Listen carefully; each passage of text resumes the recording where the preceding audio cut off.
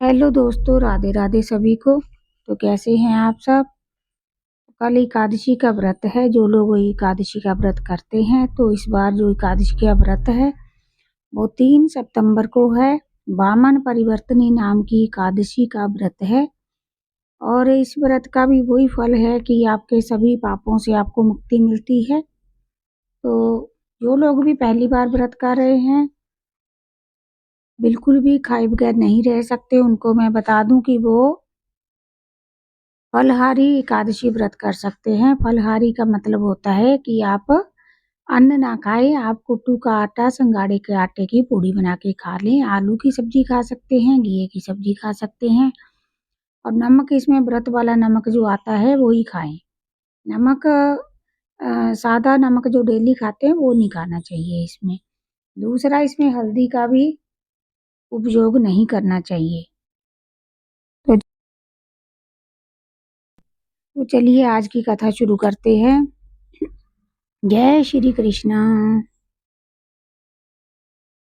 युधिष्ठिर ने पूछा, हे भगवान, भादों की शुक्ल पक्ष की एकादशी का नाम तथा उसकी विधि क्या है? उस एकादशी के व्रत को करने से क्या फल मिलता है तथा उसका उपदेश क्या कौन सा होता है? भगवान श्री कृष्ण बोले, राज श्रेष्ठ, अब मैं अनेक पाप नष्ट करने वाली तथा अंत में स्वर्ग देने वाली भादों की शुक्ल पक्ष की वामन एकादशी की कथा कहता हूँ। इस एकादशी को जयंती एकादशी भी कहते हैं। इस एकादशी की कथा सुनने मात्र से ही समस्त पापों का नाश हो जाता है। इस एकादशी के व्रत का फल वाजपेय यज्ञ के फल से भी अधिक है। इस जयंती एकादशी की कथा से नीच और पापियों का उद्धार हो जाता है। यदि कोई धर्मपरायण मनुष्य इस एकादशी के दिन मेरी पूजा करता है, मैं उसे संसार की पूजा का फल देता हूँ। जय श्री कृष्ण। जो मनुष्य मेरी पूजा करता है उसे मेरे लोक की प्राप्ति होती है, इसमें किंचित मात्र भी संदेह नहीं है। जो मनुष्य इस एकादशी के दिन भी वामन भगवान की पूजा करता है, वह तीनों देवता अर्थात ब्रह्मा, विष्णु, महेश की पूजा करता है। जो मनुष्य इस एकादशी का व्रत करते हैं, उन्हें इस संसार में कुछ भी करना शेष नहीं रहता। एकादशी के दिन श्री विष्णु भगवान करवट बदलते हैं, इसलिए इसे परिवर्तनी एकादशी भी कहते हैं। युधिष्ठिर बोले, हे भगवान, आपके वचनों को सुनकर मुझे संदेह हो रहा है कि आप किस प्रकार सोते तथा करवट बदलते हैं। आपने बलि को क्यों बांधा और वामन रूप धारण करके क्या लीलाएं की?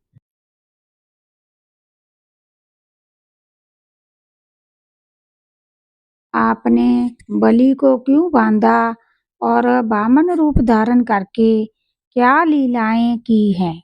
चतुर्मास व्रत की विधि क्या है तथा आपके शयन करने का मनुष्य का क्या कर्तव्य है? ये सब विस्तार पूर्वक कहिए। श्री कृष्ण बोले, हे हे राजन, अब आप पापों को नष्ट करने वाली कथा का श्रवण करोगे। जय श्री कृष्ण भगवान की जय। त्रेता युग में एक बलि नाम का दानव था। वह अत्यंत भक्त, दानी, सत्यवादी तथा ब्राह्मणों की सेवा किया करता था। वह अपनी भक्ति के प्रभाव से स्वर्ग में इंद्र के स्थान पर राज्य करने लगा। इंद्र तथा अन्य देवता इस बात को सहन नहीं कर सके और भगवान से प्रार्थना करने लगे। अंत में भगवान ने वामन रूप धारण किया और अत्यंत तेजस्वी ब्राह्मण बालक के रूप में राजा बलि को जीता। युधिष्ठिर बोले, जनार्दन, आपके वामन रूप धारण करके बलि को किस प्रकार जीता, वह सब सविस्तार बताइए। श्री कृष्ण भगवान बोले, हे राजन, मैंने वामन का रूप धारण करके राजा बलि से याचना की, राजन, आप मुझे 3 पग भूमि दे दो, इससे आपको तीनों लोकों के दान का फल प्राप्त होगा। राजा बलि ने इस याचना को स्वीकार कर लिया। वह 3 पग भूमि देने को तैयार हो गया। जब मैंने अपने आकार को बढ़ाया और भूलोक में पैर, भवलोक में जंघा, स्वर्गलोक में कमर, महलोक में पेट, जनलोक में हृदय, तपलोक में कंठ और सत्यलोक में मुख रखकर अपने सिर को ऊंचा उठा लिया, उस समय सूर्य, चंद्र, नक्षत्र, इंद्र तथा अन्य देवता आदि शास्त्रानुसार मेरी स्तुति करने लगे। जय श्री कृष्ण भगवान की। हे कृष्ण गोविंद हरे मुरारी, हे कृष्ण गोविंद हरे मुरारी, हे नाथ नारायण वासुदेव। उस समय मैंने राजा बलि से पूछा, राजन, अब मैं तीसरा पैर कहाँ रखूं? इतना सुनकर राजा बलि ने अपना सिर नीचे कर लिया। उस पर मैंने अपना तीसरा पैर रख दिया। वह भक्त दानव पाताल को चला गया। जब मैंने उसे अत्यंत दुखी पाया तो मैंने उससे कहा, हे बलि, मैं सदैव तुम्हारे पास ही रहूंगा। भादों के शुक्ल पक्ष की एकादशी को, परिवर्तनी नामक एकादशी के दिन, मेरी एक प्रतिमा राजा बलि के पास रहती है और एक क्षीर सागर में शेष नाग पर शयन करती रहती है। इस एकादशी को विष्णु भगवान सोते हुए करवट बदलते हैं। इस दिन त्रिलोकी के नाथ श्री विष्णु भगवान की पूजा की जाती है। इसमें चावल और दही सहित रूपा का दान दिया जाता है। इस रात्रि को जागरण करना चाहिए। इस प्रकार व्रत करने से मनुष्य समस्त पापों से मुक्त होकर स्वर्गलोक को चला जाता है।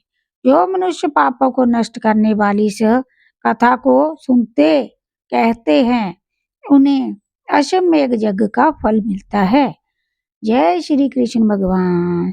श्री कृष्ण गोविंद हरे मुरारी, हे नाथ नारायण वासुदेवा।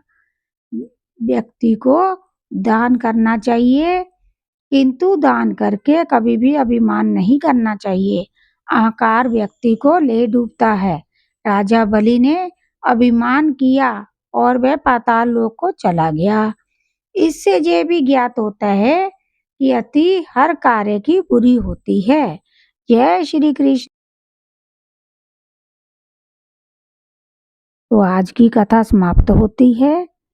आप सभी को राधे राधे। जो लोग भी पहली बार व्रत कर रहे हैं तो एकादशी व्रत आज कल सुबह इसका मुहूर्त, कल सुबह 4:30 बजे एकादशी व्रत का मुहूर्त है, शुरू होगा।